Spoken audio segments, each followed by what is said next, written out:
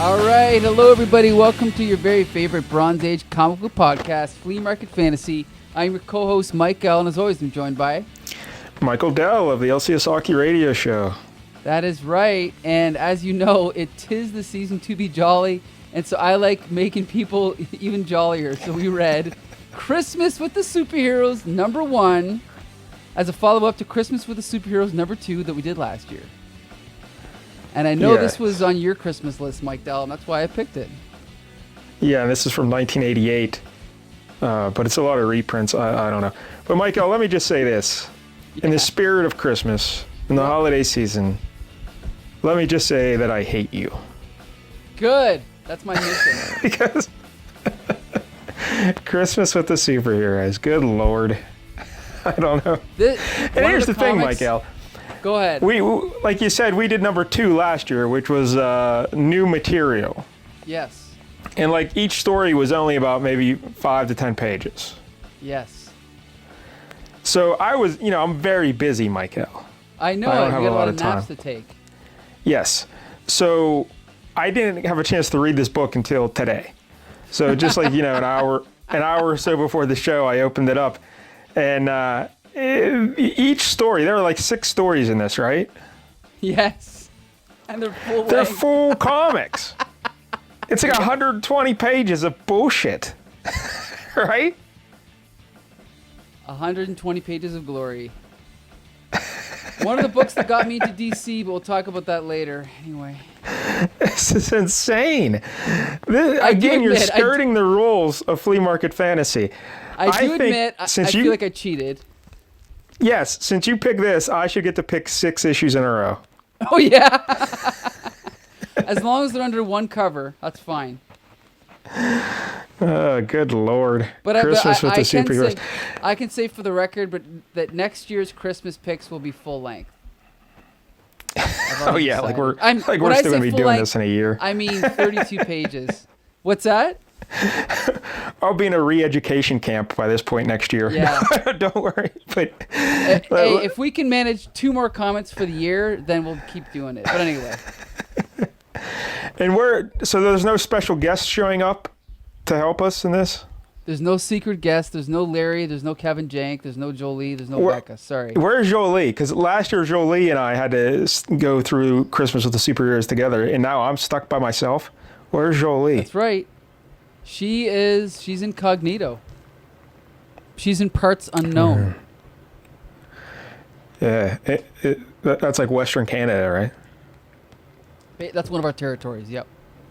Yeah, it's up by the, what's that one up top? The Yukon. The Yukon? Right? The Yukon, yep. I don't know. All right, Michael. Christmas with the Superheroes. Why is this so important to you? You said this got you into comics?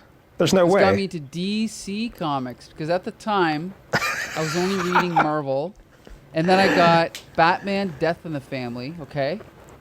And then that year, that Christmas, I got Christmas with the Superheroes #2, which we read last year. And then I went back and dug this up out of a back issue box, and this exposed me. Oh, because the second one was so good. And so I got this one, and it exposed me to DC Comics of yesteryear, okay? These are classic DC Comics by what are now some of my favorite creators, which we'll talk about later. And this made you want to get into DC Comics? 100%. Wow. I have nothing to say, Michael. Let's just get to... Let's dive in. This is like a Christmas dinner. Let's dive into the turkey right now. It is a turkey, all right. Let's talk about the cover. The worst part of the book. Okay. No, the cover's the best part of the book. Yikes. It's John Byrne. Yeah, it's okay. Do you want me to describe it, or what do we do? What are we following our format? What are we doing here? Well, I didn't do research on this garbage, so let's just get right to the book. So, some of the best creators in history. I'll do the research from memory because these people are all so legendary. I don't need to do research. Yeah, let's talk about the cover and describe the cover for the kids. Okay, so we got our logo here, Christmas with the Superheroes with the classic DC Bullet, #1, 1988, $2.95, $4 in Canada. So yes, I forked out $4 when I was what? How old was I? 12? You bet. 13. Anyway, we got Black Canary, Green Arrow, Batman, Superman, Robin, Wonder Girl, and of course your favorite Wildfire. Yes. All opening up Christmas gifts on the Christmas tree. And Wildfire's in the back. Do you think they added him later? That's possible. Because like the front six, the main six that everyone knows, they seem to be like all together in front of the tree. They're looking at Christmas presents, and like Superman's using his X-ray vision, but the box is lead, so he can't see. Batman has a box up to his ear, like he's trying to hear what's inside. Black Canary's giving Green Arrow a obviously wrapped bow. Funny. Yeah, what's his name? Robin. He's in his little underpants, and he's looking at a package that's clearly the other shoe that he's not wearing. He has one bare foot. And then there's Wonder Girl, and she's wearing underpants that are slightly bigger than Robin's, so that's disturbing. Yeah. But then we have Nightfire. What was her? Wildfire? Wildfire. Wildfire. And again, who is this guy? He's a member of the Legion of Superheroes. He kind of looks like that G.I. Joe guy. Remember, was his name Barbecue? Or? Oh, yeah. Well, the Barbecue, yeah. Yeah. A little bit. But yeah, he's like behind the tree putting a bulb on it. And he is doing it like no one knows who this guy is. He just shows up, and he's like that cousin, know what he likes, but he shows up to dinner, and you're like, oh, all right. It's quite possible he was added later. That's absolutely possible, yes. What's his deal? Like, what does he do? I believe he's an being composed of energy, and the suit is like a containment suit, as far as I know, but I could be wrong. So what are his powers? I don't know. He flies and shoots fire, I think. All right. Yeah. Fair enough. So yeah, there you go. And they could have Christmas. I'm sorry. They could have picked any of the members of the Legion. I'm not sure why they picked him, but they did. Yeah. Could have picked a lady. There are some good-looking ladies in the Legion of Superheroes. Was. Christmas with the Superheroes, the big title. And then there's like little Holly, and that's what that is, right? Holly? I think so, yeah. Yeah. Or mistletoe? No, that's just holly. I'm not sure what that is, yeah. And then the back cover, we have like a fireplace and a mantle, and all their little boots hanging from the mantle, like their stockings. How about that? Oh, wait a minute. I never noticed this before, but it actually says John Byrne after. Does that say Mike Carlin? I can't read that. I just wonder if this is a tribute to another cover or something. But anyway, I'll have to investigate. Yeah, where are you reading this? Bottom left corner of the mantle, like the fire, like the whatever that's called, the wood of the fire. Oh, holy hell, yeah. I think it says after Mike Carlin, but Mike Carlin's not really an artist, so I don't know where he would have drawn this. But anyway, maybe he just thought of it. Who knows? I don't know. But yeah, the cover's fine except for Wildfire. Get him out of there, and everything will be great. But I don't know. I don't like Robin's face. Well, that goes in general for me, no matter who draws him. I hate Robin. All right, so here we go. First story, Michael. That's right. Written by Denny O'Neil, whom we all know. I don't think he's as good as his reputation, but that's beside the point. It's drawn by Frank Miller, whom we all love. Yeah. And inked by Steve Mitchell, who I don't think I've really heard of, to be honest. Do you know when this came out originally, the story? It must have been in the mid 70s, but I can quickly Google it as we're talking here. Christmas with Superheroes, number 1. Mid 70s might be a little early, right? I think so, because it's Frank Miller. Yeah. Okay, you want to place your bets? I guess I would say like 78. 78. Okay, just a minute here. Oh crap! What happened to it? Here. Oh, DC Special Series. Oh, 1980. 80. Yep. All right. It was a collection of stories called Superstar Holiday Special, which will be next year's pick for Flea Market Fantasy Christmas. Anyway, so yeah, 1980. So you were close. But yeah, I was guessing real early because his Daredevil run was like 81, right? Right. So this is like early Frank Miller, and I love Frank Miller's early work. I'm not that big of a fan of his like Dark Knight stuff, but Oh, really? Okay, I think we've talked about this when we did Daredevil. I mean, to be honest, when I saw this, I didn't even register it was Frank Miller like the first time because I associate him with Dark Knight. So yeah, but I like his early art, so I like the art here. Yeah. Anyway, go ahead. I gotta say, I like the inks because sometimes the inks on him are a little bit sloppy. So I love the inks on this story. But anyway, so Batman is going into a bar and he's, I'm assuming we're not going to go panel by panel because we don't want to be here for 4 hours. But he's, doing his thing. He's trying to get some information out of people. Well, wait a minute, Mike. You're just skipping way ahead here. You're like not even giving the plot of the story. Hey, that's fine. Let's do it. Let's do it panel by panel. All right. I'm going to read the whole issue. No. All right. I guess you're not skipping ahead. You're not skipping ahead. Yeah, he's trying to find out what was a star got stolen, right? Or something, or... I don't know.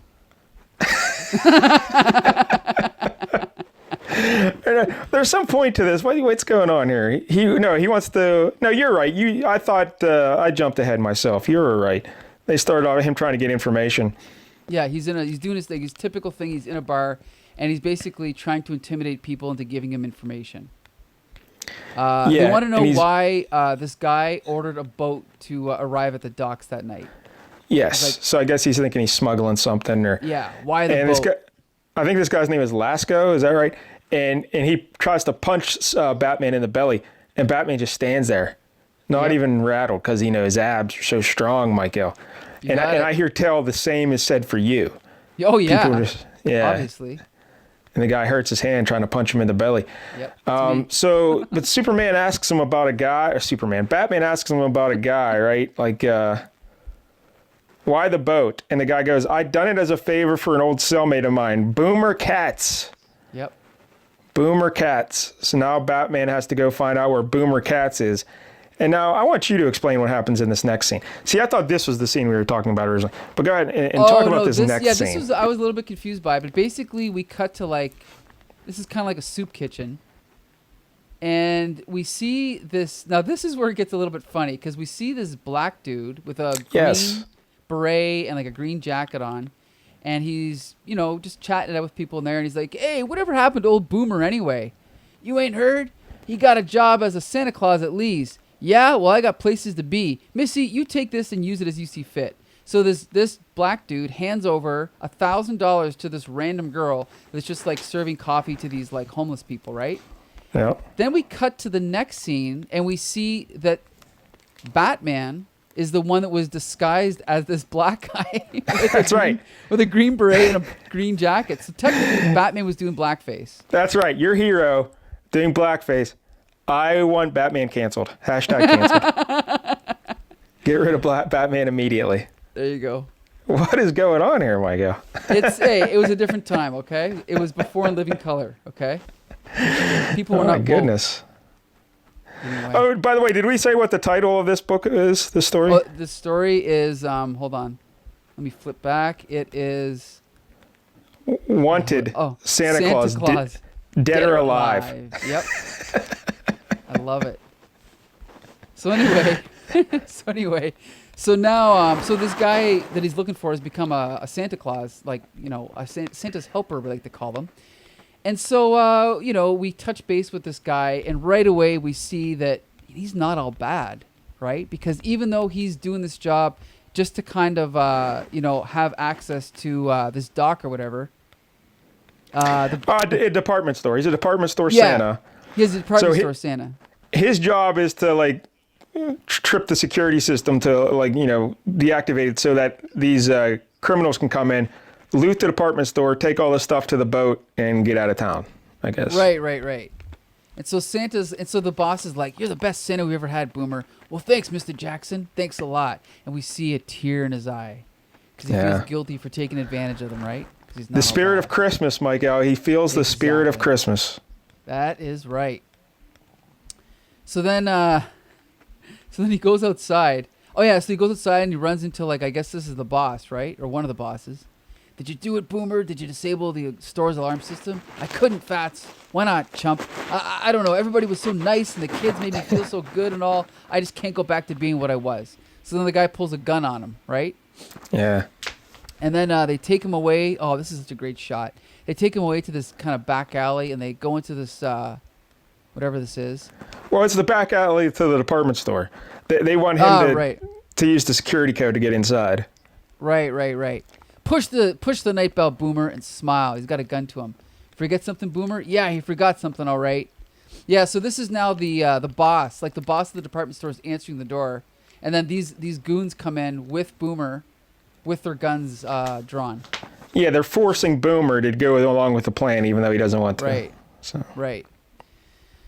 So anyway, so then Boomer tries to fight back against these goons, and he throws like a tray of decorations at them. Yeah. But a tray of decorations is no match for a revolver, apparently. And so they end up shooting him in the back. While he's running away. While he's running away, yep. And then Batman hears the commotion. What are those shots I heard? It's hard to be sure with the wind howling. I've got to assume they were. This is not back then Batman, he was not infallible. He still made mistakes and, questions. Not like now. But anyway. So he goes in and starts busting heads. Yeah, he crashes right through the store window. Because he says, if I'm wrong, I'll apologize later. Yeah, thanks, Batman. Plus, he can pay them off, right? He's Bruce Wayne. Yeah. So then he goes in and, what is this? It is something wonderful to see. This is the narration. With an absolutely fluid grace, the Batman continues his circular motion, throws. What is this? Is this a Christmas decoration? No, it's a tree. Oh, it's a Christmas tree. Yeah, little Christmas tree. Right, and he hits the boss right in the chin, knocks him over, right? He's still looking for Boomer Katz. Where's Boomer Katz? And then he finds out that Boomer Katz ran out the back. And the boss has got him, right? Oh, I guess he didn't knock out the boss. He knocked out someone else. Yeah. So someone else has Boomer Katz. So then Batman goes outside and he runs into some cops. And again, I love this. This is like the old Batman, all friendly with the cops. Everything under control? Yes, it is, officer. I love that. We'll be moving on then. This is great. So he's with this is the guy that works at the store, right? Yes. Yeah. I like that panel of Batman on the middle panel, page 9 at the bottom. Batman's got like that yellow startled effect around his head. Do you see that? That's classic Frank Miller right there. He used to do that all the time in Daredevil. Like that kind of. Wait, which panel? You mean the bottom middle? Yeah, see like the one on the left are the two cops talking, and there's one in the middle of Batman and that person in front of him. See that like yellow around his head, like he's startled or he's noticing something? Oh, see, I thought that was just broken glass behind him. Oh, well, yeah, okay, that could work too. Yeah, I think. But he does it elsewhere, showing startle. But that is classic Frank Miller. It could be a little bit of both. Yeah, because he does it earlier to show like surprise around Batman too. I love all these shots. Like even the next shot of like them standing underneath the streetlight. That's amazing. Yeah, it's like a bird's eye view shooting down. Right. I'm telling you, early Frank Miller, he's great. Yeah, this is good stuff for sure.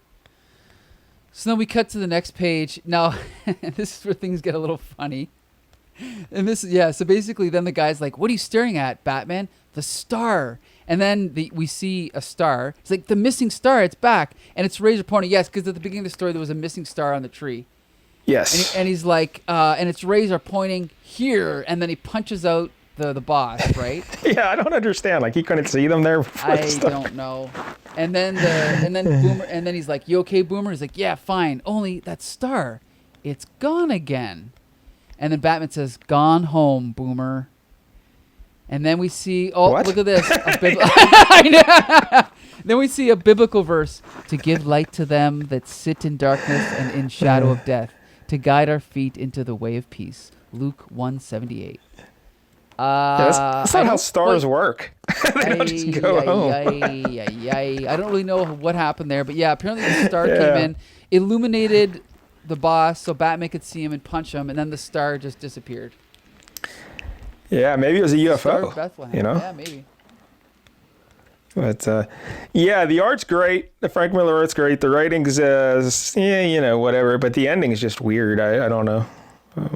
I think the actual dialogue is fine. It's just such a forced way to get in, the spirit of Christmas into this story. Yeah, the art is great. Yeah, for sure. Yeah, but I would definitely check it out just to see the Frank Miller art. So yes. All right, there you go. We're done. Christmas with the superheroes. There it is. Oh, that's what you think. That's what you think. We are but 1/6 of the way through. All right. Now we jump over to the Justice League of America. Probably the most dense story of the issue. What were you gonna say? Wait, what'd you say it was? It's probably the most dense. Well, maybe not. We got a lot more coming. Well, it's the most disturbing because right away Santa Claus dies.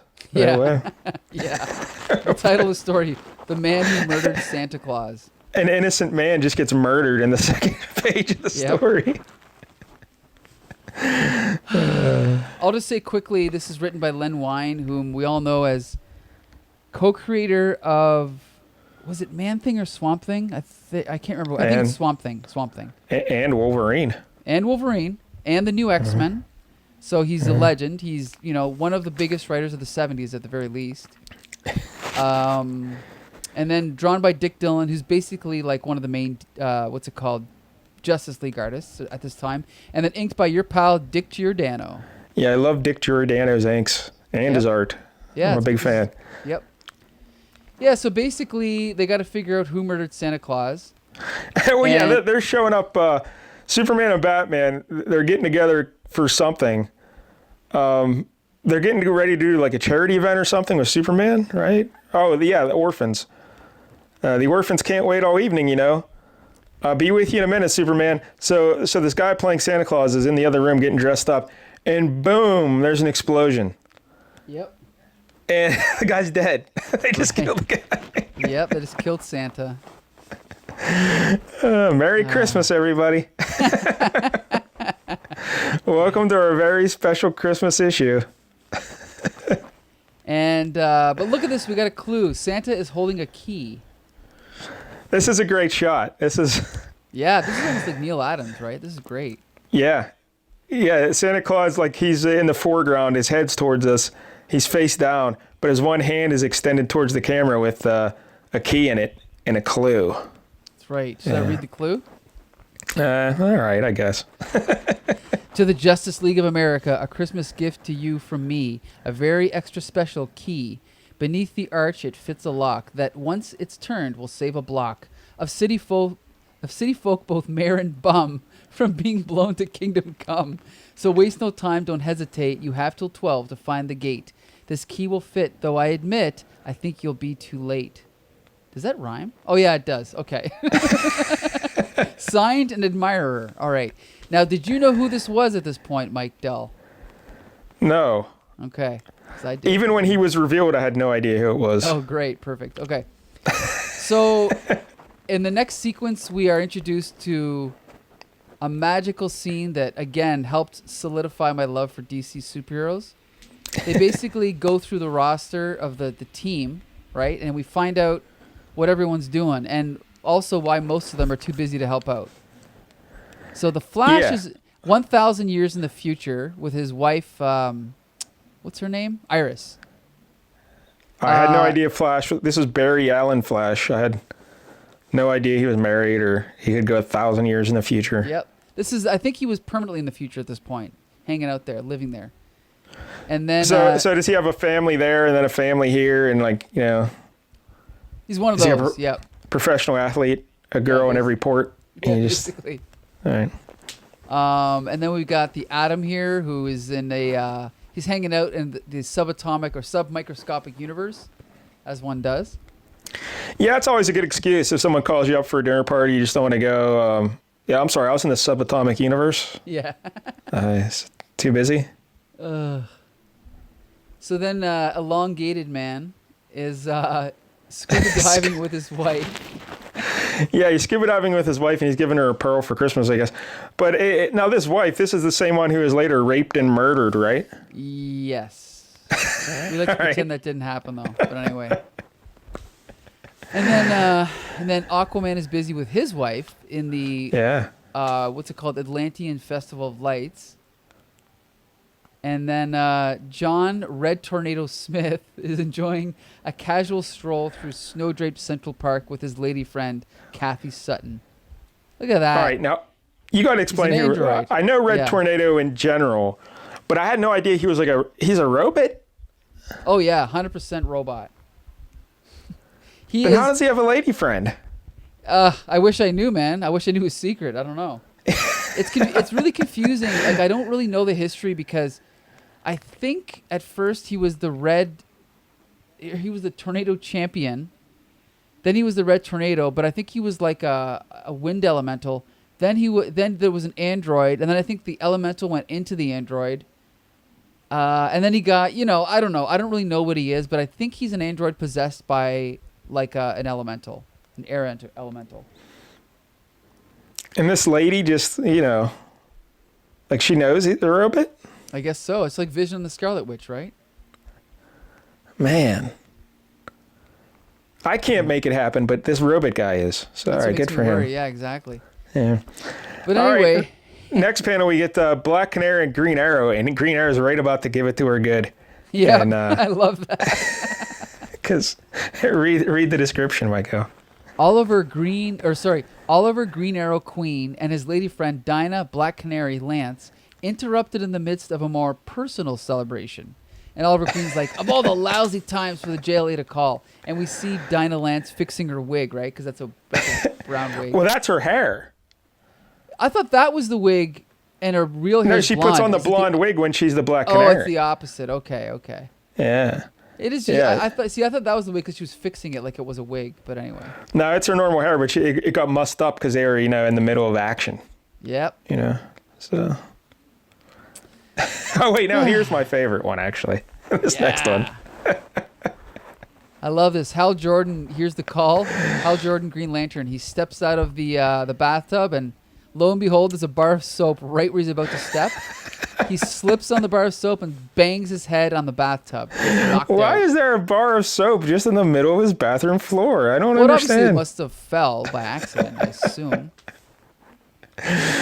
Yeah, so he slips, conks his head, and he dies. Just like That's that. right, Green Arrow's he's dead. Green Lantern, yeah. Oh, yeah, Green Lantern. Well, yeah, so his little power ring. Now, Michael, is this something that it can do? Like, it's just living? It's like a sentient being, this power ring? Yes. It's I had no idea. Yes. See, and I knew this because I read this when I was 12. So, yes. Oh, okay. This. Yes.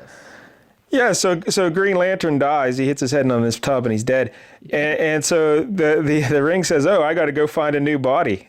So I don't know. Well, no, like Jon Stewart has already been designated as the fill-in Green Lantern. Yeah, and Jon Stewart, of course, the host of The Daily Show. That's right. And no, this is a different Jon Stewart. Yes. This is a black Jon Stewart. Right. The same one from the Justice League cartoon of the 2000s. But this is a younger Jon Stewart.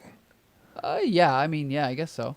Because in the Justice League cartoon, he's always like a middle-aged fella or, in his 30s or 40s. Yeah, I guess you could say that, yeah. But here, he's like a teenager. Maybe 20-something, I don't know. Seems pretty young, but I don't know. But, all right. We'll go with that. So, yeah. So this ring, I guess he's the backup Green Lantern then. That's right. So he's talking to his buddies on the street. He's telling them stories and stuff. And here this ring just appears on his finger. He gets the Green Lantern costume, and he starts flying away. And his friends are just like, yep, that happens all the time. Uh-huh. They're not shocked at anything. He doesn't have a mask either. You notice that? Yeah. Pretty cool. So there you go. So then we cut back to the Justice League, and Batman's explaining what's happened. And he's like, might as well get started. It looks like we're the only members who are going to show for this meeting. And then then we hear off panel, close brother, but no cigar. You'd better add Green Lantern to the roster of those present. Who? You? And then Superman says, you may be wearing the uniform, friend, but you're not Green Lantern. Tell us how you got in here, and then Green Arrow says, easy, brother. Just keep cool a second. And this little ring. Oh, no. That's Green Lantern. Yeah, Green Lantern. This little ring will tell you anything you want to know. And then Green Arrow says, Hal Jordan told me about this dude's soups. Let him talk. So basically, he explains that he's the fill-in Green Lantern. And everything's okay. And of course, since it's like 1980 and he's black, he has to talk in jive. That's all the right. Actually, this is probably older. This is probably, I don't know when. I'm gonna guess 70s. I don't know. Yep, I'm gonna tell you right now. It's Justice League 110, 1974. Okay. Yeah, 1974. Jive talking. Anyway. And then Well, the ring explains everything. So like, all right, let's get down to the plan here. But then Green Arrow and Red Tornado get into it. Right, because Red Tornado doesn't know why Christmas is important, just like Mike Dell. And so then Green Arrow has to explain it to him. And then Green Arrow doesn't want to explain it to him because he's just a doggone machine. And then he says, well, if you're not equal to the task, then don't worry about it. I'll ask someone else. And Green Arrow gets pissed. He says, me not equal? Why, you lobster-faced? Yeah. Yep. So internal conflict in the team, Michael. Yeah, I love it. So then they decide, he's like, okay. So he's like, okay. So they decide, okay, let's start investigating. He's like, the problem with this key, Green Lantern, unless we find the lock it fits before the stroke of midnight, an entire block of innocent people will be blown to pieces on our behalf. Heavy, you have any idea where to start looking? As a matter of fact, Green Lantern, I have, because he's Batman, right? Now, what is it that makes him, because they go to St. Louis, the big arch.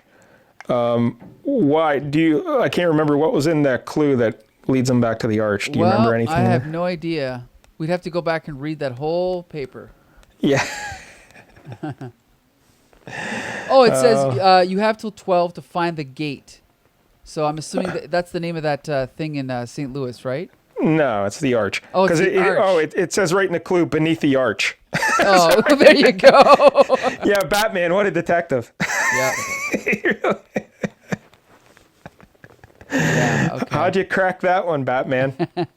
Sorry.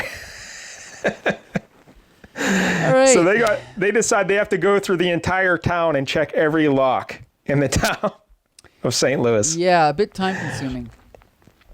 And Superman says, if only the Flash were here. But he's 1,000 years in the future giving it to his girlfriend. So what are we going to do? Hey, Superman, you're faster than the Flash. Why don't you just go around everywhere? You know? Well, and then this is what's not confusing, but I had no clue that Red Tornado was this fast. But I also love how Green Lantern he somehow zaps the ring so that it becomes a Geiger counter for holes that it will fill or fit. It's ridiculous. There's another joke there, but I'll leave it. Yeah. But Green, he uses his ring to zap the key. Yeah, so the key is can now detect whatever lock it's supposed to go into. Right. So Red Tornado goes flying through the streets of St. Louis. Presumably at the speed, like a very, the speed Yeah, of very thought. fast. Yes. Apparently not as fast as the Flash, but faster than Superman. Right. So then the key pulsating, throbbing like an overactive heart. Yeah. In this crumbling building before me, I found the lock it fits. So then the rest of the Justice League joins Red Tornado, and then they see some street kids that try to ask them for some help. Now this is what's kind of weird because this kind of sets up a subplot here. Yeah. The kids are like, "Yeah, how about you, Mr. Green Lantern? You black too. Can you help a brother make it through Christmas? Really wish I could, little fella, but they don't put pockets in these outfits." That's the reason I don't have pockets on my jeans. But anyway. So you don't have to give to street urchins. Yeah. And then this is funny because then Green Lantern says, look, why don't I just use the power ring to whip up some A? And then Green Arrow stops him. Stewart, I don't think the Guardians allow that. I'm thinking, why? Why not? But okay. Yeah, you can't just do charitable acts for poor people. Exactly. Screw you. Yeah. It's a capitalist Green Lantern Corps, I guess. So the Justice League, all of the Justice League leave these three children in the cold and the snow by themselves without anything. They all turn a cold shoulder to him.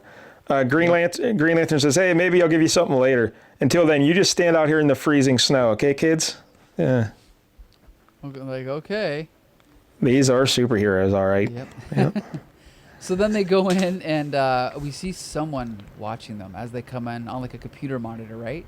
But we don't know who it is yet. It's a mystery. And then the Justice League comes in, and of course there's a trapdoor. So Yep. I love it. So then they fall to the bottom of this kind of like shaft. Even Superman falls through the trapdoor. Even though he can fly. Even though, yeah, him and Green Lantern can fly, and so can Red Tornado. And then of course there's a big light above them that looks like a sun, and it's yellow, so Green Lantern's powerless against it. But it's also, it has the core of the sun is red, so it's sapping Superman's power. Yep. This bad guy really thought things through, eh? Yeah. I love it. This must be like the greatest supervillain in the history of the world. I can't wait to see who it is. Yeah, you just wait. So then basically now they're arguing about who is going to try and, destroy this light. So Superman's like, well, it may have a yellow core, but its primary radiation is that of a red sun, which saps my superpowers. Gotta destroy it before it's too late. And then they get into an argument. Then Green Arrow's like, you out of your mind, Supes? Without your superpowers, that thing has you outmatched all the way. And you got to picture this in a Superman voice, because this is kind of out of character. I at least have a chance. If any of you others attempted it, it would be suicide. A little bit arrogant for Superman, I would say, but that's fine. Yeah. Suicide my ear. We can't let you... Shut up, Archer! Yeah. I can't picture Christopher Reeve saying that, but that's just me. So anyway... Yeah. So then, what's this move called when you put your hands out and then someone runs and Yeah, jumps? he says, whether you like it or not, I'm trying it, and I'm going to need your help. Yeah. So then they hold their hand. I thought you would know the name of this move because it's like a wrestling move. Well, I guess it's not a wrestling move. Yeah, Batman and Green Arrow like lock arms, their hands together, and like to give him a boost. And Right. Superman runs and puts his foot on him, and they fling him up into the star.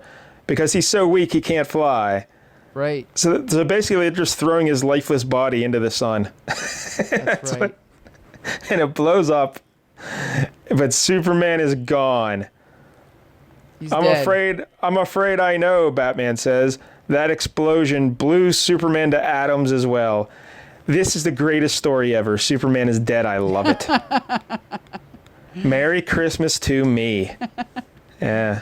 And then, of course, Black Canary's crying, right? Like, everyone's upset. Yeah. Well, just her. Because she's a lady. then- She has yeah. to cry. Yeah. Yeah. And then they go outside, and then there's a, what's it called? A calliope. A circus calliope playing its own music and spewing out gas. It's gas choking me, and the blasted ring is useless against it. The room is sealed shut. So basically, the only person that can fight against this gas is Black Canary. Because she has a super voice. Yeah, and I still don't know how this would stop gas necessarily, but Well, she's it's clearly the ultrasonic melody forces the choking fumes away from the gasping JLAers. That's what happens. yeah, I guess that could happen. I don't know. I don't know either. And now I also don't know how she can still sing and talk at the same time. Because she's talking to Green Lantern here, but she's still singing. I don't know. That's a good point. Yeah. But anyway, it worked. And so then... Yeah, but she says she can't go with him because another door opens, but she can't go with him because she has to keep singing. Right. And this makes no sense because why can't you just back out of the room slowly? Good point. Very good point. Yeah, but Or, she says she has to walk say... away while singing. But instead, she does a judo throw to Green Lantern why do I keep confusing the two? To Green Arrow to get him through the door before it shuts. And then she locks herself in the room with the gas to, I guess, kill herself. Yeah, so. Yep, now she's dead too. Yep. Dropping like flies here. And then finally, we get the big reveal. None other than the key is behind this big scheme. Is this actually a guy? Yes, but I think it might be one of his first appearances. Because I know he was created by Len Wein around this time, so it's one of his first appearances. Yeah, like his head is like a key shape. Right. Or something. This is terrible. I love it. But just to review, this is a Christmas story where a Santa Claus guy gets murdered, Superman dies, and Black Canary dies. That's right. So then, back to the superheroes. So now they're fighting gigantic Christmas tree ornaments. Yep. I love it. Classic DC. They're using their powers. Green Lantern's using his ring. Green Arrow's shooting his arrows. Batman's jumping around. But then Batman gets absorbed by one of the ornaments, and now Batman's dead. Yeah, because the ornament was going to hit Green Arrow from behind, so Batman jumped into it to kick it away, but instead of kicking it, he like gets sucked right into it. Right. So now half the team's dead. Yep. And I love it. And so now, this is great. So now they get to fight some, what are they called? Tin soldiers? Sure. Toy soldiers, yeah. Toy soldiers. So they fight the toy soldiers for a bit. Red Tornado but of course, uses... they're yellow, so Green Lantern can't do anything against them because yellow is so overpowering. Yeah. So then, what's his name? Red Tornado uses his tornado abilities to fight them. But that doesn't quite work. So then they get backed into this trapdoor, and they fall through the trapdoor. But looks like they're A-okay. And now they're in a tunnel. Yeah. What are you going to say? I don't know. But anyway, so then, we cut the key, yeah. and he gives a flashback of like his history, and the Justice League had arrested him before, and then he found out he's dying because the prison gave him a routine exam, and then they just released him because he's dying. So he's like, all right, before I die, I'm going to kill the Justice League. Right. But then he's snapped out of his flashback by, looks like, everyone's alive. Green Lantern's alive. Yep. Red Tornado's alive. Black Canary, Superman, Green Arrow, Batman, they're all alive. And why are they alive? By a character named Deus Ex Machina. I mean, Phantom Stranger. Phantom Stranger has been helping the whole time.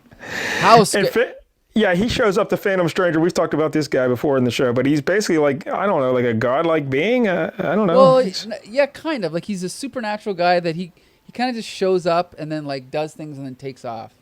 But we read that story, remember, where he was kind of like investigating he was helping. Remember, wasn't he helping? What did he do? They don't really ever explain what he can do. He kind of just does things. He doesn't really have any powers. We read one of the earliest Phantom Stranger in that one anthology you picked. You're always picking anthologies to get me to read more crap. Where he was like investigating a charlatan fortune teller. Right. But in this, so he shows up in this, and he's dragging someone out of it looks like a dumbwaiter or an elevator. But who is he dragging out of that? I guess one of the Key's henchmen, but... Yeah, he's like he's like, Key is like, how? And Phantom Stranger's like, how, scoundrel? The answer is simple. I am the reason the Justice League survived your diabolical schemes. And then Batman's like, only one man could constantly be in the right place at the right time to save the lives of each of us, the Phantom Stranger. Yeah, I don't know who he's dragging there. I have no idea. And then he says, I deserve no credit, Batman, for performing an act you would certainly have performed yourself had I not been here. When the opportunity presented itself to replace the Key's underling...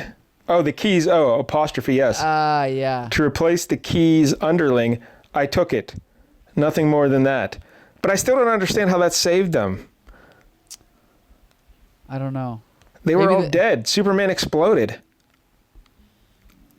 Well, he must have been intervening each time these characters faced their, fate. He was in there saving them somehow. I just don't know how.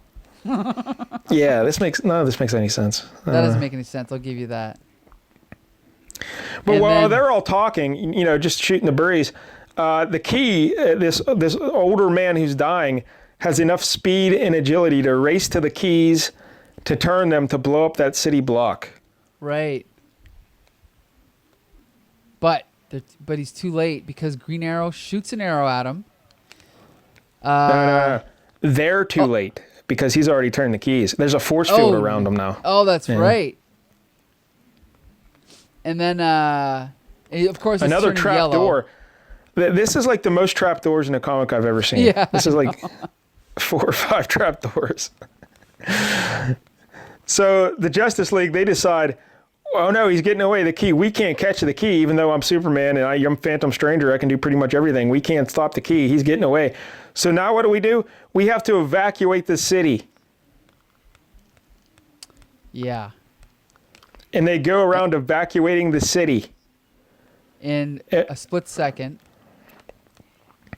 And then, I guess it's just a block. I said they know what block is going to blow up. So yeah. Why, if they knew what block was going to blow up, why didn't they just do this to begin with? Just evacuate people to make sure they're safe. Question. That's a good question. So then, Green Lantern's thought bubbles. Only a few more seconds till the Key's booby trap wipes the whole miserable neighborhood off the map. The Justice Leaguers have saved all the local residents, so I guess it's up to me to save the rest of the town from the shockwave that will resolve when the bomb goes off. So then he creates a green force field that contains the explosion, and we see all the people standing on the street waiting to go back into their neighborhood that's destroyed. But is it destroyed? No, it's not. Because, as Jon Stewart explains, it's against the Green Lantern Code to use the power ring to give these folks new housing. Why? I don't know. So I just used it to reconstruct the old buildings the instant they were destroyed, minus the roaches, rats, collapsing ceilings and such. So, they end up winning in the end, right? And those 3 kids now have the greatest gift of all, right? Like a clean apartment to live in. Yeah, so he can't make new apartments, but he can renovate old apartments. Yep, he read the fine print. And then there's an epilogue, Michael. That's right. So then, and this is funny because when I read the story as a kid, I did not recognize Red Tornado because he looks so different from the Super Friends cartoon or Superpowers cartoon. And sure enough, this is the very issue where he gets his second costume, which I'm sure you're familiar with, Mike Dell. Yeah, this is how I know Red Tornado, looking like this. Right. And I got to say, other than the yellow stripes on his pants, I do like this design. The arrow and the blue cape, it's really cool. But yeah, because he doesn't know the meaning of Christmas or why it's so special, so the Justice League, they get together and they want to give him a new costume to show him the spirit of Christmas. And guess what, Michael? Black Canary sewed it herself. Why? Because she's a girl. She sewed it herself. Yeah, that's right. And then at the end, Green Arrow even wishes everybody a Merry Christmas. And, he's a real stick in the mud, this Green Arrow. He hates everything, but he wishes everybody a Merry Christmas. Well, no, it's Superman that technically does. Well, Green Arrow says it. And then because he says, I said Merry Christmas, a simple Merry Christmas. You want to make something of it? Right. Okay. And then Black Canary kisses him on the cheek. You've already made enough out of it for all of us. Merry Christmas, sweetheart. Merry Christmas to everyone, says right. Superman. Egad. That could have been the greatest story ever told with them all being murdered. Instead, it just turns out to be sappy and stupid. See, for me, minus the ridiculous, nonsensical climax, I loved every panel of this story. Okay. Oh, except for the biggest part of the story. I loved every part of it. It was great. I mean, I loved reading it. I know that the climax makes absolutely no sense, but other than that, I loved it. I love the art. For sure, I love this art. I'm sure you'll agree. Come on, Mike Dell. It's Christmas. I love the art. Yeah, the art here is fine. Dick Dillin. It's good. But the story is just, what a letdown. I just like I like the fact that Len Wein, he's a comic book fan, and he had all these little tributes to classic DC comics, like the giant Christmas decorations, and like the red sun radiation and all that stuff. I don't know. I just love it. So I think they could have done it maybe without all the murdering and death. Yeah, maybe, but then it wouldn't be as fun. Yeah. All right. So now that's it. We're done. Christmas with the superheroes. Not quite. So now we get to the story that whenever I would reread this as a kid, I would usually skip this one, to be honest. Yeah, I skimmed the hell out of this. Yeah. First, let's just say that it is written by Bob Haney, okay, who is known as a wacky Silver and Bronze Age DC writer who had absolutely no regard for continuity or, keeping things serious or anything. So some people love him, some people hate him. The art is by Nick Cardy, who is mostly known today, I think, for his Aquaman art and his Aquaman covers. And so when I was a kid, I wasn't a huge fan of this art, but honestly, looking at it now, I think it's really good. It's weird. It's like a mix of exaggerated cartoony stuff and like realistic, normal comic book art. It's like to me, it's a lot like Will Eisner. Yeah, I don't have a lot of history with Will Eisner, so I'll take your word for it. Well, it also doesn't look like it's not. Let's be clear. This does not look like standard superhero art. It almost looks like, I don't know what, like classic illustrated or something. But it doesn't look like superhero art. But anyway, okay, so let's get into this. So basically, it is a recreation of A Christmas Carol by Charles Dickens. And with just, the names changed. And so instead of Scrooge, we have, what's his name? Scourge? No. Scrounge. Scrounge. And then what's his worker's name is Ratchet. Is that a Cratchit? Is that the original character's name, Cratchit? Yeah, Bob Cratchit. Okay, and this one's Ratchet. And then instead of Tiny Tim, we have Tiny Tom. And basically it's the same story, except Scrounge is mixed up with some criminals. And they're basically using... This is kind of funny. They are importing like scrap and junk and then using this like laser gizmo to turn it back into its original form, which is like, nice new stuff that they can sell, like cars and TVs and stuff. So they're basically smugglers, and they're avoiding. Can you please tell me why what they're doing is illegal? They're basically repurposing junk. Like they would be today. The environmentalists would love them. They're repurposing junk. I think what it is it's not like it was originally junk. It was turned into junk. That's the way I took it. Is that it's disguised as junk, and they have to turn it back into its original form. Maybe I'm wrong though. I have no idea. Who cares? Yeah, because here it says importing junk from overseas and then turning it back into brand new expensive stuff. I mean, maybe I don't know if I know what you're saying. Like I don't know if it's technically junk and they're changing it or they're changing it back. I don't know. It makes it seem like they're just like Fred Sanford. That's a TV reference from you. Yeah. They get in the junk and then they use this gizmo to turn it into new stuff and sell it and make money. That's capitalism. That's entrepreneurship. That's another capitalist Christmas story. Yeah, I don't understand what are they doing that's so wrong. What's the problem? But anyway, the Teen Titans must put an end to it. Yeah, that's right. So so basically, Tiny Tom hears about these criminal activities, and he so he hears about it. He tells his dad, right? And then his dad goes to Ratchet, and Ratchet's pissed off at him. So then Tiny Tom's like, okay, well, I'm going to go tell the Teen Titans. So he gets the Teen Titans to help. Well, just to be clear, Tiny Tom, his dad is Ratchet. And Ratchet goes to tell Scrounge. Right. Yeah. Scrounge. I'm mixing them up. Okay. And so now Tiny Tom goes to get the Teen Titans, correct? Yes. He goes and tells the Teen Titans the story. He's like, and that's my complete story, Teen Titans. You just got to help me. Help my poor dad. And just so everyone knows, this is not the new Teen Titans. This is the original Titans. So it's Robin, Wonder Girl. Oh, sorry. Yeah. Kid Flash, and Speedy. No. Aqualad. Speedy comes in later. So then they hitch a ride on one of these trucks that's transporting the garbage into the junkyard, right?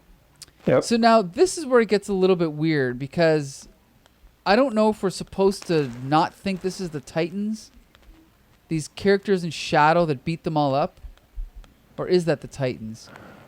Well, the Titans are the big plan. Robin says he has a plan. Yeah. So it's to reenact the Christmas Carol, to pretend to be ghosts, to scare this Scrounge guy into doing good. That happens later, though. They figured that out later. Well, they're doing it right here, right at the beginning here. Like one of them, like who's the guy in the purple robe? That's a Teen Titan pretending to be a ghost, right? Yeah, but we haven't gotten that far yet. Haven't we? No. I'm on page 6. Holy hell. So the Teen Titans... I skipped ahead. Yeah, the Teen Titans have jumped onto the back of this truck, and then they're following them. Okay, so basically they're following them, and then the narration's like, but the shadowy figure reacts with sudden fury. And so these guys are getting beat up, but we don't see who it is. because they're in shadow. Can we just skip the rest of this? Huh? No, we got to explain it all. So then anyway, so then the Titans, blah, blah, blah, blah, blah. So basically, they eventually, they figure out that they're in, and this is ridiculous, but they figure out that they're in this story and that it's exactly like A Christmas Carol. And so they decide to use that to their advantage and to disguise themselves as ghosts to trick Scrounge into being a good person. And so they do. The end. And so then they disguise themselves as the ghosts of Christmas past. Excuse me. Christmas. Oh yeah, and then what's Wonder Girl is Christmas future, I think. Wait, did I skip one? Present. She's present, right? She's present. Okay. Christmas present. Christmas future is always the scariest one. Right. So, but when she's flying around as the Ghost of Christmas Present, the crooks just shoot her. That's great. Right. It is kind of unfortunate that it kind of takes them out of the story that she ends up getting shot while she's in this disguise, but she does. And then when the Teen Titans are trying to fight these bad guys, they're trying to get knocked around by this this is what is this, a magnet? I don't even know what this is. Yeah. So they're like slipping around, falling, getting knocked around. It's the big magnets they pick up cars with and junk with and throw them in the compactors. Right. And yeah. So basically, Scrounge eventually realizes. So they end up beating up the bad guys. Scrounge realizes he's a bad guy. He gives Tiny Tom a new wheelchair. He gives Ratchet the night off. Right. He's going to give him a raise, and then it's a happy ending. And at the end, Tiny Tom says, "Check, Titans. Best wishes to all for a swinging and groovy new year, and bless us everyone." That's right. Because the title of this was A Swinging Christmas Carol. Yes. This is terrible. I can just say I think the art is great. I really love this art. It's not what you'd expect for a superhero comic, but I think it's excellent. The writing, oh boy. I think Bob Haney is technically a good writer, but there's a reason I skip this every time I read this comic. The art is unique. The art is definitely unique. Mm-hmm. I can see how some people would love it and some people would hate it because like there are periods where it's like gets super exaggerated, cartoony. Mm-hmm. But I don't know. It was interesting. I enjoyed it. The art. Yeah. What about the story? No, I did not enjoy that at all. I appreciate the spirit of the story, but it's too wordy and it's just too convoluted. Dude. The way that they. Yeah, it's way too long. Like they divided it up into like 3 chapters, and oh my goodness, It's just. Ugh. Yep. I mean, there's a reason. This is like, I mean, don't get me wrong. I love DC, but this is exactly the kind of story that is the reason Marvel ended up outselling them by the 70s. Right? Let's be clear that this is why. This is not what kids wanted. You know what kids want? They want Cap's hobby hints. And how to do it better. I'm actually going to use that. It's a little comic strip of 2 kids. One kid's trying to pound a nail into a block of wood and he hits his thumb. So another kid comes up and gives him a tip of using his comb to hold the nail. And then he can pound the nail without hitting his fingers. And this is way better than the rest of these stories. I loved it. I should also point out it's written and drawn by Ty Templeton. For some reason using the pseudonym Ty Templetoff. But yeah, should I know who Ty Templeton is? He's a contemporary creator. He's still around right now. Like he worked on Justice League in the late 80s. He worked on Batman Adventures. You probably don't know who he is. But I love this, and this is easily the best story in the book. 4-panel Cap's hobby hints. All right. I love it. All right. Okay, now we're going to jump to the book that made me a Legion of Superheroes fan for life. Oh my God. We got Legion of Superheroes and Starlight, Starbright, Farthest Star I See Tonight. And we have a story written by Paul Levitz, who is a long-time Legion writer. He did it for like 10 or 15 years. And we have the art by His Holiness José Luis García-López, who I'm sure that you know, right? I don't know who he is. But when you see this art, you recognize it. I mean, all DC merchandise from the 80s is drawn by one guy, and it's him. Well, I hate DC. I never had DC merchandise, so it's kind of tough for me to tell that. If you saw anything, but anyway, go ahead. It's also inked by Dick Giordano, so that's great. Yeah. And we got Ben Oda on the letters, so everyone loves Ben Oda. The only problem I have with the art here is Superboy. How can you tell the difference between Superboy and Superman? Because he looks just as ripped and strong, and To be honest, I was thinking that too. He doesn't look at all like a teenager. He just looks like Superman. Yeah. But other than that, anyway, this is like quintessential superhero art. I love it. Yeah, it's very clean. Like I would put it in the same realm as like Alan Davis and Paul Smith, like the way the clean lines and no wasted line, like just right. Yeah, I like the art. The art's really good. Yeah. It's also similar to George Perez, but George Perez put more detail in. Yeah. I could see that as well. Yeah. So Superboy is going to. So basically, every once in a while, Superboy would just go to the future and hang out with the Legion, and so that's what he's doing on this night. So in this story, the Legion of Superheroes' new headquarters is being built. So it's kind of half built. He comes in and he touches down. He touches base with Mon-El. Now, do you know who Mon-El is? No. Yeah, I had no idea who that guy was. Oh, Mon-El is Superboy's friend from, the 50s.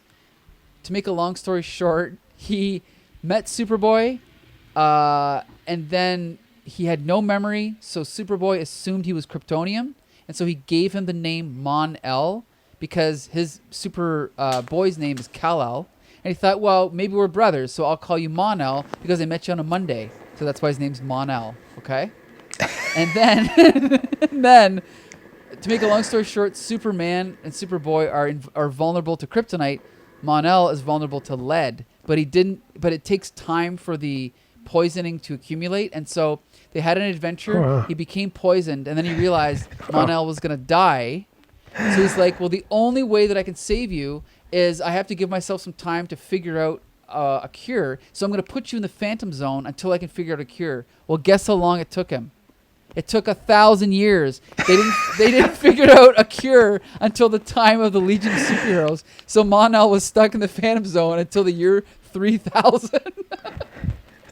And so lo and behold, now Mon-El is a member of the Legion of Superheroes. So now Superman or Superboy can go hang out with him anytime he wants.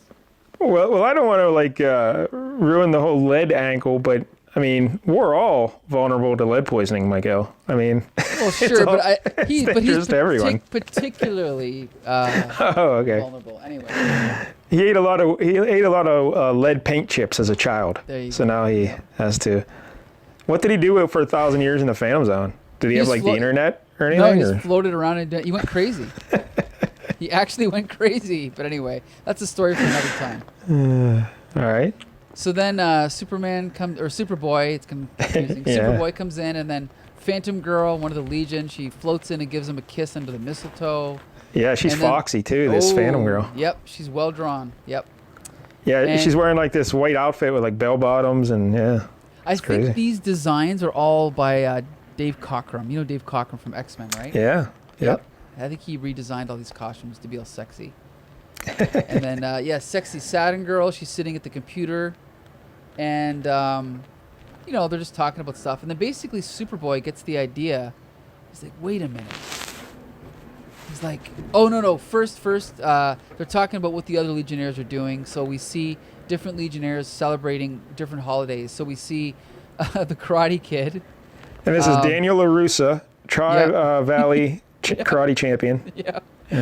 Celebrating in Japan. Now, I always assumed Karate Kid was Caucasian, but they're kind of implying here that he's not, but he's still drawn as Caucasian. So I don't know what the hell's going on. Unless because it's so far in the future, there's no distinction. I have no idea. He just loves Japanese culture. Right. Cultural appropriation. Cancel Karate Kid. Right. So then we see all these different celebrations around the galaxy, like firework trees, Chameleon Boy's planet where there's no Christmas. We see Chameleon Boy. I guess he's Jewish. And then, we see Wildfire. There's Wildfire. That's why he's on the cover. Yeah. And then let's get Phantom Girl on the cover. You know what I'm saying? Yeah. Why not? Then Superboy gets this idea. He's like, wait a minute. I just had an idea. I just got an idea to make all that technology pay off. Have you guys ever gone looking for the star that blazed over Bethlehem that Christmas? And Santa Girl's like, nope, but I think we're about to. So then, cut to the next scene. They're in a ship, flying through space. It kind of looks like the Starship Enterprise. And they're going to look for the Star of Bethlehem. Yeah, like I guess that's the same star that was in that first story. That's right. Batman. That helped Batman, yeah. Yeah. And so anyway, so Lightning Lad is projecting star patterns based on known history. We have enough facts. So he's like, what we don't have is the star, huh? And then Lightning Lad's like, these are the coordinates, Superboy. We should be in orbit around it now, but there's no star there. No sign of one ever having been there either. That's impossible. Agreed. But all that's in the scope is a lonely little planet, not a star. So the Legion has to go down to this planet to find out what's going on. So then they go down, and Wildfire comes across these kind of... they look like sea monkeys. Yeah, kind of like sea monkeys. And basically, I think the idea is that it's supposed to be a Arctic environment, but everything's melting, right? No, is everything melting? Yeah. I have no idea. I didn't read this. I just looked at the art. Oh, I take this, unlike Mike Dell, I take this show seriously. Anyway, so then Wildfire's like, the computer said they lived on plankton like weed that grows on the sea's surface, except that the ever-increasing cold has frozen the food into icebergs, and these yokels are trying to dig it out with their bare flippers. So then he does what he can to help them out temporarily, right? And then we cut over to another alien race on this planet, and we see that they're so starved for heat, they're actually using their crops as a source to burn, as something to burn for heat. But the fire's out of control. Pardon me. So then what's her name? Phantom Girl has to like rescue one of these aliens that kind of look like, what do they look like?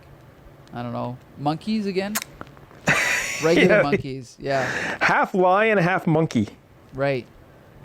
And then Superboy comes across these like bird-like creatures with these nests up in these trees, blah blah blah, and then they rendezvous back together, and they're like, well, he's like, I don't know what we're gonna do. He's like, we've compared notes. These races are all in hopeless situations. Even evacuation arcs couldn't get here soon enough to make, These aliens won't make it. But then Superboy has an idea. Not alone, Phantom Girl. No, come on, I want to try something. So then basically he takes the Legion's communication ear things that they use to communicate with alien races, and then they basically what's it called? Like they whatever the landscape to basically make everything all work together. So they like melt this ice, and they basically explain that they've made it so that the three different races can communicate with each other, and they can all sort of trade with each other and, you know, work in perfect harmony, right? The spirit of Christmas. And so then, yep, that's it. So then now they've saved the day, and so Superboy's walking away, and he's like, it's caring, helping, and maybe a brightly shining star in the sky that science says is impossible. That's what. That's what Christmas is supposed to do. So then Wildfire's like, come off it, Superboy. You're not still pushing that star business. Superboy's like, why not, Wildfire? Something brought us here this Christmas Eve, didn't it? And he looks up in the sky, and there's the big North Star right there in the sky. Yep, there you go. The spirit of Christmas, and then Saturn Girl's like, happy holidays from all of us to all of you. Awesome. Yeah. So I'll just say the story's cheesy as hell, but at least it's a story. At least it's done in one. The art's great. Yeah, the art great. Is really good, and the story's cheesy, but I still like it. And that's it. Hard to believe we still have 2 more to go. That's right, 2 more. Let's do it. It's a special Christmas episode. Okay, so now we've got DC Comics proudly presents Superman and Santa Claus. Another Santa Claus story. So basically, the story starts off with a kid walking up to Santa Claus and trying to shoot him. Again, I love it. Right off the top, I love it. Right. And so Superman investigates, and somehow, well, with his X-ray vision, he figures out that the gun is being used to hypnotize the kid when it's activated into wanting to kill Santa Claus. So Superman has to try and figure out why. So he takes the kid and he brings him up to the Fortress of Solitude in the North Pole. Oh, should we point out this is written by, hold on, Len Wein again, and E. Nelson Bridwell, and drawn by Curt Swan, my favorite Superman artist, and inked by Murphy Anderson, one of my favorite inkers. So anyway, so he brings the kid up to the Fortress of Solitude, and he figures out what's going on. And Superman figures out who is behind it, but he doesn't want to tell the kid just yet. I don't know why he doesn't, but he doesn't. So then he takes the kid, and then they're flying away, and then the kid is holding, I don't know if it's the same thing or what it is, but he's holding it, and basically it hypnotizes Superman. And so then he falls, lands in the snow, and then is knocked unconscious. And then what happens after this because you read the story. But Superman... I actually did read the story. Oh, okay. Yeah. Superman is rescued by, what are they called? Elves. Santa's elves, yes. And so then we cut over to the mysterious villain behind this plot, and it's, of course, the Toy Man, right? The Toy Man is up to something. And so he's plotting and scheming and talking and explaining. So the Toy Man, he's like a legit DC villain. Oh, yes. He's been around since the 40s, for sure. Wow. He was in the Super Friends cartoon. He was in the what's it called? He's in all of them. He's always there. He's in the Superman cartoon of the 90s. Anyway. So then Superman wakes up and he meets Santa Claus, of course, as one does. And basically they find out that Santa Claus has been investigating the Toy Man. Santa's elves have been investigating the Toy Man, so they know that something's up. And meanwhile, they're talking about how, they're kind of lamenting the loss of old classic toys, right, that they grew up with. And Superman, now this is funny because in the old Superman stories, Superman was rocketed to Earth as like a newborn. But later on, they kind of changed it so that he has full memories of being on Krypton. And here he has one of him sitting in like a kiddie pool with Krypto and using this toy that could project whatever he was thinking into a hologram so he could see it, right? And he's like, what a shame it was destroyed when Krypton exploded. But anyway. Yeah. I'm not worried about the planet blowing up, my family dying. But what a shame this little projector got. Yeah, exactly. So then Superman joins Santa Claus and his reindeer, and now they're going to go and investigate what's going on with the Toy Man's toys, right? So then they go to this department store, and Superman smashes through the roof and then busts in, and then they're confronted by the Toy Man and all of his new toys, right? So then Superman fights all these toys, and he actually comments that they must be powered by kryptonite because he feels that he's weakened. So he's fighting these toys, and then Santa Claus and his elves come in and they try to help out by sending in their own toys, right, to fight. So there's fighting left and right, fighting, and then eventually Santa Claus he unleashes some marbles that the Toy Man trips on, and then wait. I'm not sure how this happens, but this robot, it's one of the Toy Man's rays. The Toy Man accidentally shoots his own toy, and Superman's like, "Great Krypton, that ray must have contained more white dwarf star energy. It made that robot so heavy it's crashing clean through the floor. And my supervision confirms that the robot is still falling. Its momentum carrying it straight to the center of the Earth." I love it.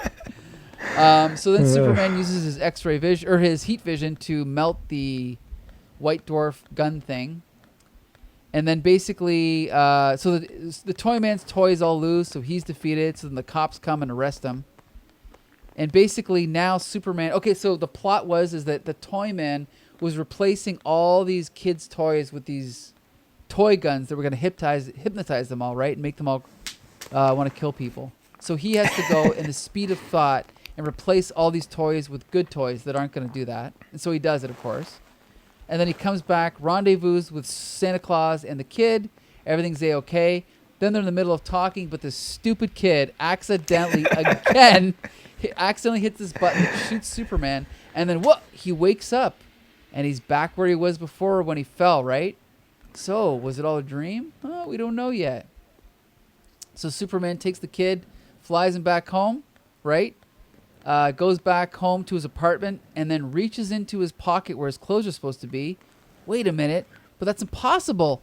It's my old hollow toy my father made for me, the one I thought destroyed. But that's impossible, isn't it? And then we see a shot of Santa Claus. Merry Christmas, Superman. So what do you think, Mike Dell? Do you think he was dreaming or do you think it was real? None of this makes any fucking sense. Because, all right, if he was dreaming, then he still has to get Toy Man. Because Toy Man's still out there. Because these toys were hypnotizing kids and causing trouble. That would be a great epilogue to show them all dead. all these kids killing people. Yeah. You can't have it both ways. When you write a story like this, you have to make it clear that the whole thing was a dream, not just because if clearly the beginning was not a dream because he's carrying the kid back to his house. So everything before the part where they fell in the snow was real. Right? This is true. This is true. So then he can't just say, oh, maybe it was all a dream. But then he gets this projector to show that it wasn't a dream. But if that's the case, then that means they defeated Toy Man already. But then the kid and him wouldn't have been in the snow, and the kid wrapped up in the cape like he was before they had met Santa Claus. None of it makes any sense, logically. Are you trying to say this makes no sense? Yes, that's what I'm trying to say. You could be right. Yeah. It's terrible. I'll say again, I enjoyed it. It doesn't make any sense, but I enjoyed every minute of it. We skipped over the part in the Santa's workshop where all the elves have a computer system where they monitor all the boys and girls around the planet, like the NSA, and they wiretap all their phones. Right. And that's legit. That is in the story. I didn't just make that up. But they're just monitoring all the kids to see if they're good or bad. Mm-hmm. So that's terrifying. But anyway. One more to go, Mike Dell. One more to go. Yeah. Now we've got The Silent Night of the Batman, written by Denny O'Neil and drawn by the great Neal Adams.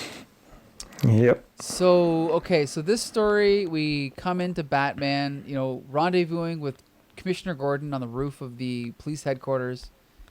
And then Commissioner Gordon's like, you know what? Nothing's really going on. Why don't you come downstairs and join us for some Christmas caroling? So, of course, Batman does. So then we get... Yeah, Batman and all these cops, they're not doing anything on Christmas Eve because I guess everything's quiet in the city. So they just start singing. They just gather around the tree and these grown men just start singing. Yeah. Well, back in these days, people did sing Christmas carols. You know that, right? But they're not like going door to door. They're just sitting around a tree in the police office, all just standing there singing. Well, who knows? It was a magical time in the 1970s. So I guess. So then throughout the story, this is cool. So then we see, so as they're singing, we cut around to different scenes around the city. So in one scene, a kid steals a present from like a woman. And then, he brings it back to his friends. And he's like, look what I got. I stole something. But then he opens it up and it's a toy of Batman. So he feels guilty, right? Because the idea of Batman has inspired him to go and give the gift back to the woman. Then we see another guy running down the street and he's got a gun. He's up to no good. He bumps into someone. He thinks it's Batman, but then Batman turns around and it's actually just a guy dressed up as Batman. And it says, support the WeinE Foundation Christmas Drive for the Blind. The guy feels guilty, so he puts his gun in a safe place, the trash can. Why would this guy... Why does Batman have any connection to the WeinE Foundation? Like, why would this guy be dressed as Batman? Well, that's ridiculous. I'll give you that, but I don't know. More caroling, Mike Dell. More singing. We cut over to this woman who's probably a Vietnam vet, or her husband is probably in Vietnam, not home for Christmas, so she's all upset. So she goes out to go kill herself. No. No? You don't think so? She throws a flower off the bridge in his honor, I guess. Oh, okay. I thought you were going to see, it made me think he was dead. Yeah, because she's like... But then he just shows up behind her on the bridge. Right. He gets dropped off by a U.S. Army truck. Yep. Yeah. She also sees like an outline of the bat in the water, and then she throws like the rose or whatever it is over, and then a whatever that's called, an RV or whatever it's called, pulls up and he jumps out. So he's reunited with her lover. And then it cuts back to more caroling. Silent night, holy night, blah, blah, blah. And then Batman's like, good heavens, it's 6 o'clock. We've been singing here all night. And nothing's happened. There's been no crimes. And then this is the part that confuses me because he's standing next to Commissioner Gordon, but then there's a ghost of Commissioner Gordon. And he's like, but what is the Christmas spirit, Batman? Might it not be you or I? What? And My what does he eyes do? Playing tricks. He like punches the ghost of Commissioner Gordon. Yeah, exactly. And then he's like, hey, amazing. And then he just starts talking to Commissioner Gordon again. So I'm not sure what that was, if it was a vision or a ghost. I have no idea. Nope. But basically they realized by singing carols all night, they prevented crime in Gotham City for the whole night. Well, then why'd you stop singing? Keep going, Batman. Right. Keep going, you're right. So then Batman's like, investment, spirit of Batman, Christmas spirit, And then that's the end. Well, I guess they realized if they kept singing, they would be out of jobs. Yeah, so maybe that's it. Written by Mike Friedrich. Oh, yeah. And I thought it was Denny O'Neil, but it's Mike Friedrich. I believe he's of Ghost Rider fame. And then drawn by Neal Adams and Dick Giordano. Man, just terrible. This story is ridiculous, but the art is great. Yeah, and then we get another little story at the end by editor Mark Waid, who put this all together. Yeah, I love Mark Waid. And he tells the story of how in his younger days he had no money and he lived in this terrible apartment. And to give himself a sense of Christmas spirit, he dug through his old comic books and read Christmas stories. So that's what he hoped this will do for others if they could read these stories. Guess what? It worked on me. No, it did not work at all. It made me a DC fan for life. Hey, Mike, there's one, I just remember there's one panel back in the Frank Miller. Okay. I know. I wanted to highlight because I think it's a great panel, and I forgot to talk about it when we were first doing it. Because I'll say this for this book: the stories are all terrible, but the art in all the stories is really good. Yes, true. All right, so page 2 of the Frank Miller, the last panel at the bottom, we have an overhead shot of Batman confronting that Lasco guy, and we see the other club patrons around him. But the shadow of Batman on the floor is his emblem. That's right. Isn't that freaking cool? That is great. Yeah. Yeah. So, anyway. Yep. Christmas with the superheroes. So, yeah, I love the art. I love the Frank Miller art especially. But just the art's all really good. So if you like art, this is worth checking out. If you like logical stories with coherent plotting and storytelling, no. Not at all. But, Yeah, whatever. I'll admit that each one of these stories has a absurd premise and an absurd climax. So, but I did enjoy reading them, like I said. There's a difference between the logic of the story and the enjoyment of the story. Two different things. Oh, my goodness. How can you enjoy a story that's not logical? Oh, it's been known to happen. It's been known to happen. Don't forget, Grease 2 is one of my favorite movies. So. There you go. Christmas with the superheroes, #1. Yeah. Again, the story's going to 0, but because of the art, I'll actually give this a 5 overall just because of the art. So. Well, technically, I give the art a 10. The story, I'll give it a 5, so it averages out to a 7.5, we'll say. All right. The best news of all is there's no more of these left. We did both of them. So. That's true. You indulged me. All right. What's next? Now that Christmas I get to pick over. 6. Oh, yeah? Okay.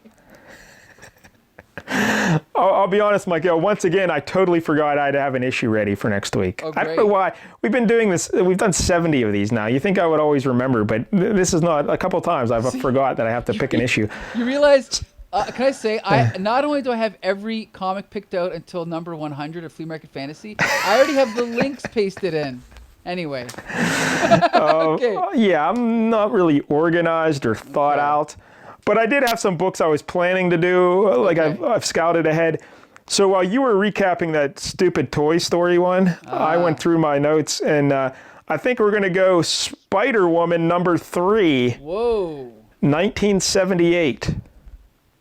What's the significance of #3? I had a cool cover. Okay. The artist is Carmine Infantino. Ooh. This is Yeah. rough period Carmine Infantino, though. I know. I hear you because we've done some Carmine in the past where it was terrible, but his art here is actually good. I think. Okay. Because I looked at it briefly. I'll have to go back and look at it again. I mean, it's not all stellar, but there's some good stuff here. But because you do that Spider cast, you're always talking about Spider-Man. Well, let's talk some Spider-Woman. And she was definitely a 70s hero, like she came out in the 70s. So.